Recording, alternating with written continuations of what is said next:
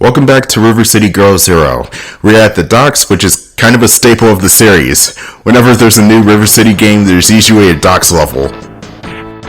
So we're fighting actual gang members now, who still wear their hairs in pompadours, but yeah, they're slightly more dangerous than the students, but not by much. You can kick these guys around. They're not as aggressive as they look. You can grab them, throw them 50 feet across the screen, the usual stuff. You cannot grab certain enemies like bosses later on, or if you're Misako and Kyoko, you definitely can't grab enemies, but still. The most damage you're gonna do is with Keanu Reeves, Kunio, and Ricky. Goddamn. You can knock these guys into the water too, but it's not really that useful, in my opinion. It's just kind of there, and it's on one side of the screen, so it doesn't really matter. And that's one of the issues I have with this game. There are not that many stage hazards until the very end of the game, and even then they're just kind of like, oh, they exist, but they're not really in my way, they're just kind of there. I'm gonna compare this to Double Dragon because it's the same company. In Double Dragon, you got pits, you got like spears that come out of the wall on the last level, you got lakes that you can fall into. That game is just front-loaded with a whole bunch of hazards that you have to watch out for. But it also keeps that game interesting because you have to anticipate, okay, what time do I have to jump in order to not die because I only have 3 lives and no continues. In this game, you have unlimited continues, the hazards are minimal, you can switch characters on a dime, and the enemies, while they're deadly in groups, they're not really that dangerous on their own, so yeah. Unless if it's a certain boss, which I'll get to in a little bit.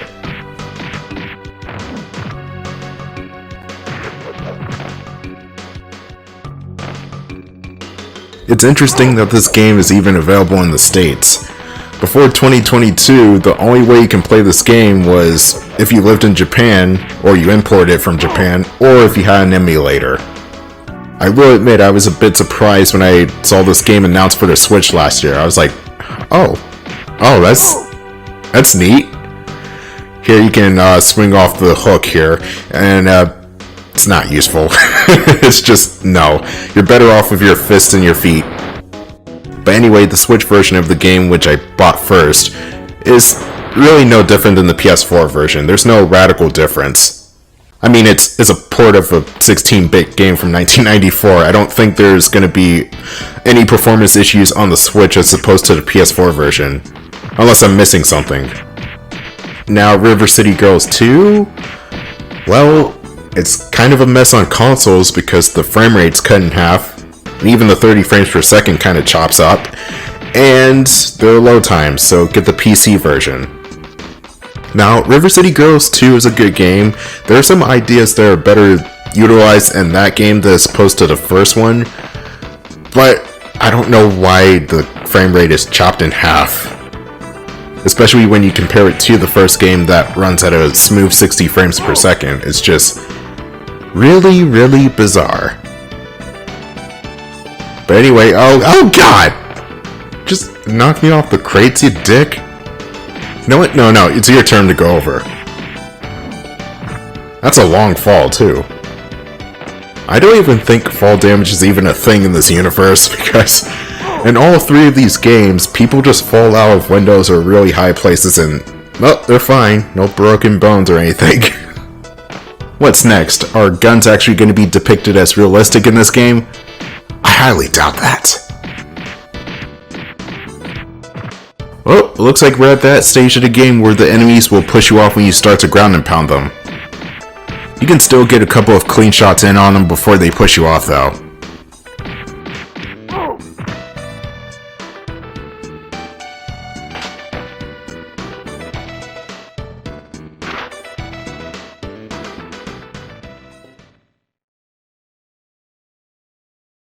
Inside a freezer, or at least I think it's a freezer, it's all foggy and shit. This is the last section before you face off against Shinji again. Shinji. Kenji's later. And we're on a 2-dimensional plane again. These thugs are kinda harder on the 2D plane because I can't split them up.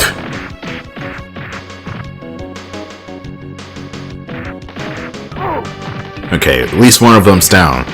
3 more to go.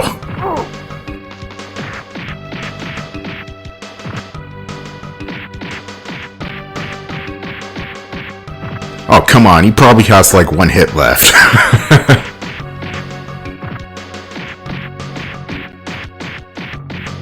You know, I like how this guy's just backing off and letting me beat the crap out of his friend. He's like, oh no, I'm not jumping in, you're on your own, buddy. What is that spinning headbutt? It's like one of the most random moves I've ever seen somebody do. Kunio can also do that in River City Girls too, and it's just as random in that game. Alright, here we are. Are you expecting an elevator fight? Nope, it's a dialogue section.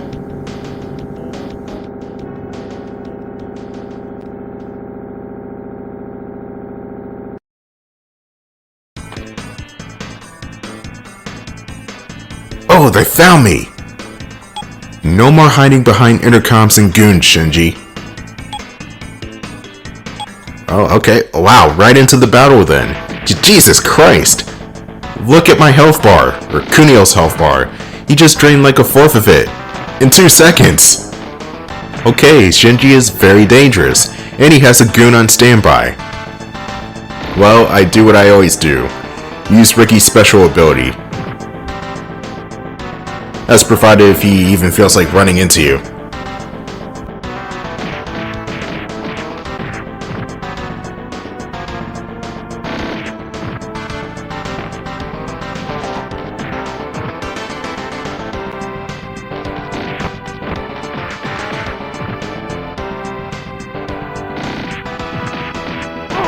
Okay, sidekick down, I can solely focus on Shinji. You still got the hurricane kick. I bet that's gonna do like half my health. This is the point of the game where the enemies, or more so the bosses, will start to do lots of damage to you. Like 1/4 amounts of health to half your health. The final boss in particular has a move where he can kill you in 1 shot. Or if it's not 1 shot, it might as well be 1 shot. I am dead serious.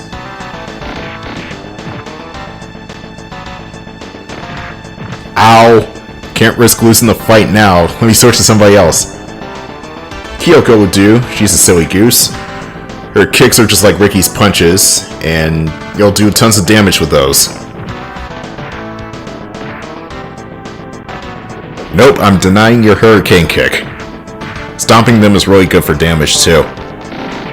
You gotta find what move does the best damage to an enemy. There's really no pizzazz to any of the moves here, so you just gotta make do.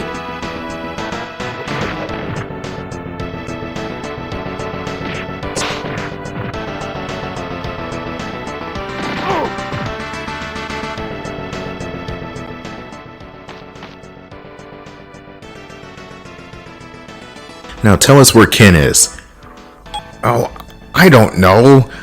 He comes to see me. Why do you think they'd tell me anything? This guy really likes getting beat up, huh? Let's break his arm. We know you're working for Ken, Shinji, so spill it. All I can say is, Ken's not a dude you want to mess with. Keep looking for him, you're gonna end up dead. Trust me.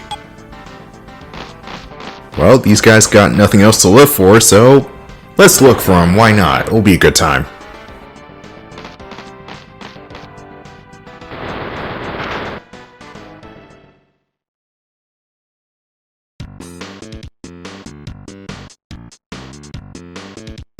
It's Takayama and Mamoru. What are you doing here, old man? I'll let that one slide. After our last encounter, I looked into your story. Turns out, Ken is the one behind Shinji, and behind Ken is Sabu, head of the Sanwan gang. The Sanwan gang? I don't know what's going on, but it sounds dramatic. Yeah, there's a lot going on, Kyoko, you wouldn't understand. So then who's this Ken guy who looks like me? He looks like you, Kunio, because he is your twin brother. Whoa, 2 Kunios? Yowza. No, he's not a clone, he's a twin brother. He's not like Kunio. No way, I ain't got no brother. All I've heard are rumors, but if Ken is who he says he is, who they say he is, he's pretty jealous of you, Kunio. And angry. Jealous of me? What for? Kunio and Ken were supposedly separated at birth. Ken was taken to an orphanage where he grew up poor and unloved, unlike you, Kunio, who had a normal life and family. So he spent the last 18 years hating you. It's true. I've been investigating with my dad 2 years ago. Oh, wait, you can do that? Sabu adopted Ken and made him his son. A twin brother. Some backwards ass Darth Vader shit. I'll clean up things here. You kids go deal with Ken.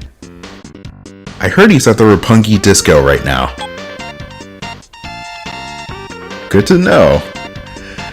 Let's get going, Kunio.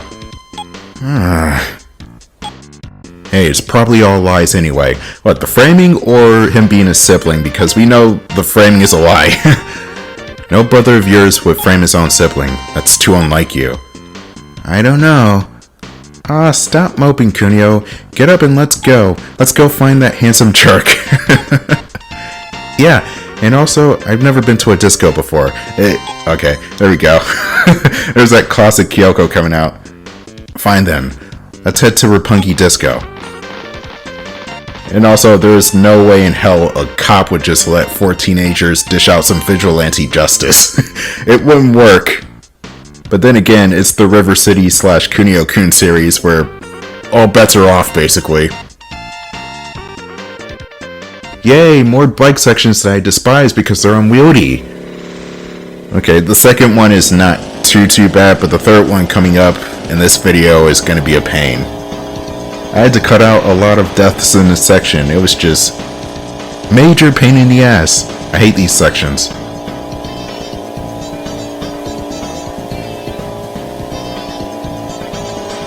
Still like the music though. Whenever you kick somebody off their bikes, there's usually like a 10-second wait period before somebody else comes in. You want to get rid of those other bikers just for that 10 seconds of concentrating on the road. So, same as before, but slightly harder. And the third and final one is going to be harder. Brake for the corners, you don't want to fly into a wall and undo all your progress. And by all your progress, I mean starting at the beginning of the driving stage. Which does get annoying after the 5th time.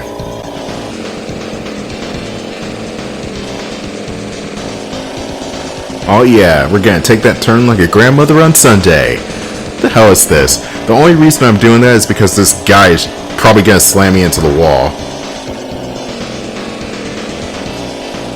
Okay, I'm coming in for the kick. Oh, come on. Knock him off. There we go. Into the wall. Damn, that kick is useless. It's just very short range for some reason. And here comes another guy. That was actually quicker than 10 seconds. I just realized. But we should be coming in our destination right about now.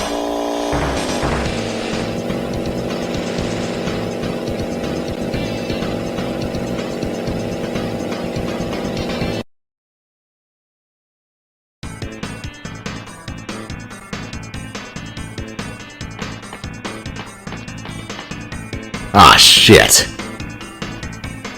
Oh, hey, you wouldn't be that Kunio guy from Nikezu High, wouldn't you?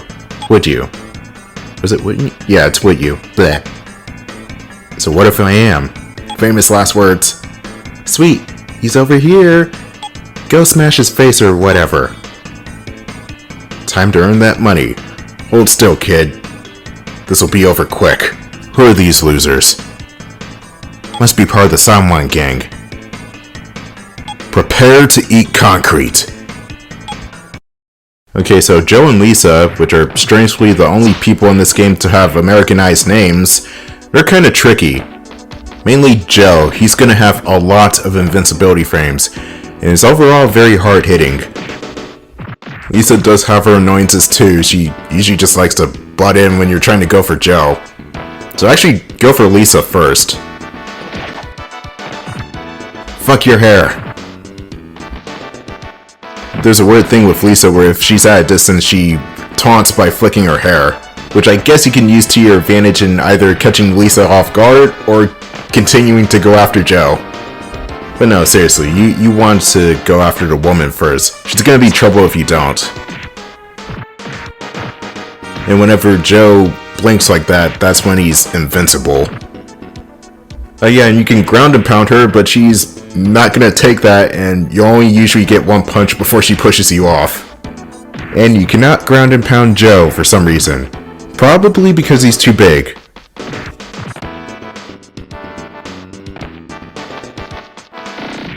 You see, I did not punch her, she ran into my fist, therefore she punched herself with my fist.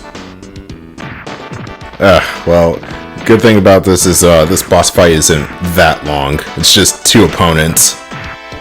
Two very annoying opponents, but still two opponents. Just wait until the next part where the boss fight in the next part is just brutal. And that's not even the final boss. Like I said before, the final boss has the ability to waste you in almost one hit. So that would be a good one to explain.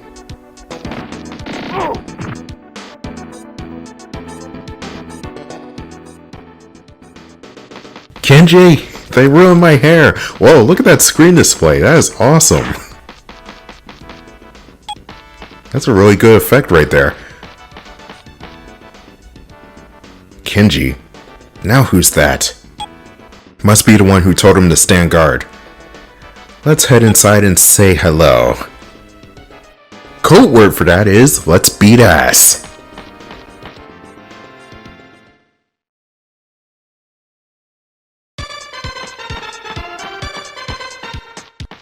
Oh god, the slowdown. Too many effects on screen. Hey, big guy. Is there a Kenji around? You must be those kids snooping around the Sanwan Gang's business. Too bad it's gonna cost you your lives now. So I'm guessing you're Kenji, huh? Tell us where Ken is. That's not how interrogations work, you gotta beat him up first! No thanks. I prefer to let my fist do the talking. I do like that the spotlights go away for this fight because fighting with slowdown would probably be annoying after a while. But here's Kenji with Lisa again, and she's gonna be annoying.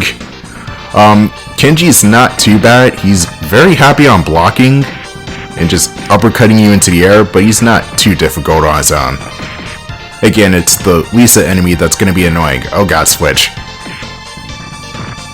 Ow, ow. And you're wearing heels too. Get the fuck out of here. At least that'll give me the opportunity to beat Kenji up a little bit. In all honesty, I should be beating up Lisa first because she can run, Kenji can't. At least I don't think Kenji can run. Yeah, he's just too busy with his hands in his pockets, looking all cool. And Lisa can run in heels for some reason. She's not affected by heels at all. You know, this club fight kind of reminds me of the Batman movie that came out last year, where Batman was in the club trying to get to the Penguin, and in order to get to the Penguin, he had to beat up all these goons, and I'm pretty sure he got shot like twice. But because it was Robert Pattinson's Batman, he has invincible bat armor. Oh, it's such a good movie. I want to see that again. And I'm happy that despite all the DC movie universe shenanigans, it looks like they're gonna do a part 2 to the Batman. I can't wait to see that one. Were Kyoko's stomps just missing him, or is he not affected by the stomps at all? Let's see, do my stomps not work against Kenji at all? Stop kicking me! No, he just... yeah, he's not affected by stomps. He's the only enemy in the game that's not affected by stomps. Huh. Note it. Kenji is not affected by stomps. He's a badass. So I gotta fight him the normal way and just punch and kick him while he's standing. Yeah, it's playing the sound effects, but he's not visibly moving when I step on him. That is really unique. Yeah, I don't know if that's a glitch or if that's actually programmed because...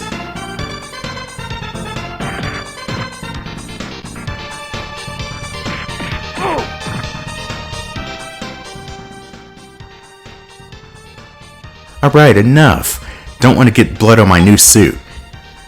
Kinsen Shinjuku, second floor office in the pachinko parlor. Now get out of my disco club. Hey, I beat you up, or you're kicking me out of your disco club. Okay, fine. Well, we finally got Ken's location, which means another bike section. Oh, I still like that display though.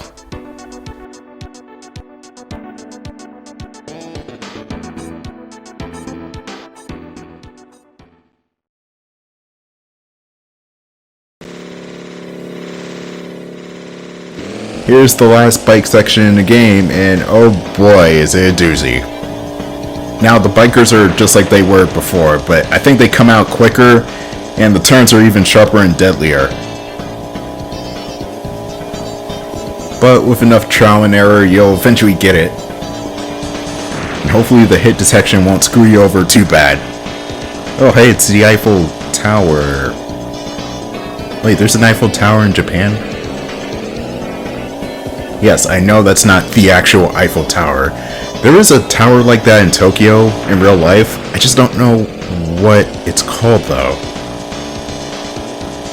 Unless if it's something generic like the Tokyo Tower or something. Oh my god, it's actually called the Tokyo Tower.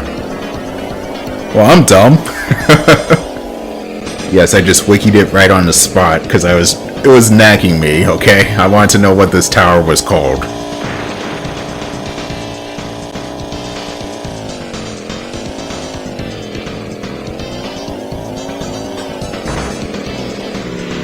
Yeah, I'm just driving very casually here. Again, just like with the second bike section, I cut out a lot of deaths here. To put things into perspective, this is a 23-minute video. With the deaths, it probably would have been a 40-minute video. But the bike sections are done. All we have is just straight up beat 'em up now. Well, straight up beat 'em up with a narrative, but no more bike sections.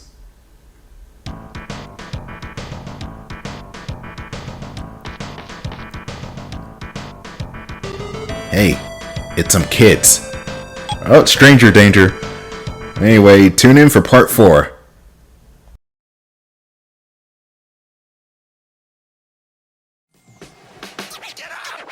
Hey, you, don't you know where you are?